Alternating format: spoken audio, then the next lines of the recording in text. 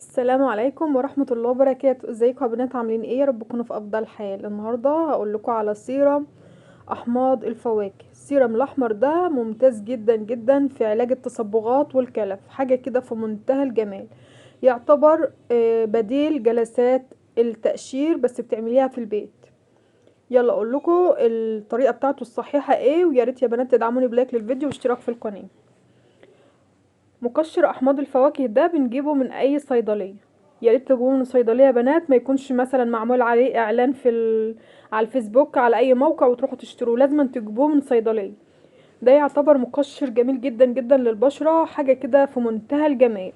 لو عندك تصبغات قديمه، لو عندك رؤوس سودا، عندك طبعا حبوب قديمه، الكلام ده كله بيخلصك منه. طبعا عايزه اقول لكم يا بنات، اورونا داري ده حلو جدا جدا لعلاج التصبغات. بتجيبيه من الصيدليه زي ما انا قلت لك، لازم لازم من الصيدليه. انا بقولك لان في ناس كتير جدا بتبيعه ما بيبقاش المظبوط. ده بيكون الشكل اللي احنا بنجيبه، وبنحط منه طبقه كده، ويا ريت في المساء ومرتين بس في الاسبوع يا بنات. يعني لو عندك تصبغات قديمه وعندك كلف قديم، حطيه مرتين في الاسبوع. وبيفضل طبعا ان يكون في المساء، يعني ما ينفعش خالص ان احنا نحطه بالنهار.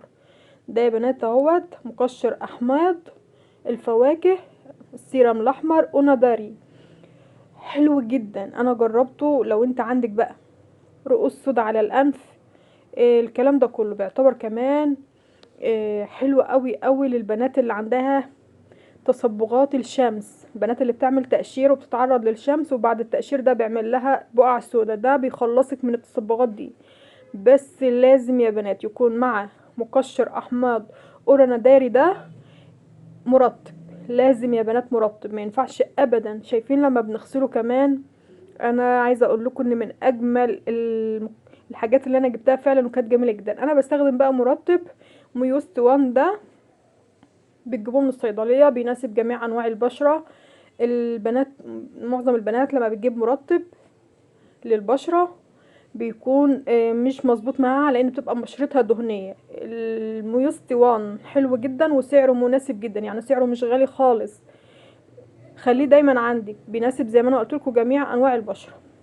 بس يا ريت يا بنات احماض الفواكه ده تستخدموه لمده 8 دقايق فقط. يعني ما ينفعش اجيبه واحطه على بشرتي حتى لمده ربع ساعه، غلط. 8 دقايق بالكتير، وتروحي غاسله سيرم احماض الفواكه اوراناداري، بتجيبيه من الصيدليه. ودولت بقى يا بنات، عايزه اقول لكم من اجمل الحاجات اللي انتم ممكن تتخيلوها، ان هي تخلصك من التصبغات من الكلف. ولازم زي ما انا قلت لكم يكون معانا مرطب. ان شاء الله زي ما انا وعدتكم، هعمل لكم وصفات حلوه قوي للعرايس المقبلين على الزواج. في بنات جربت وصفات وعملت تقشير في عيادات وحاجات من ده وما جابتش معاهم نتيجه.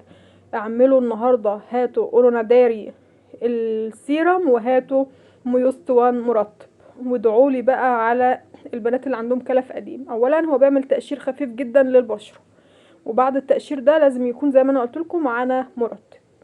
زي ما انا قلت لكم يا بنات، يا ريت لايك للفيديو واشتراك في القناه، وانتظرونا في الفيديو الجاي للعرايس المقبلين على الزواج. والسلام عليكم ورحمه الله وبركاته.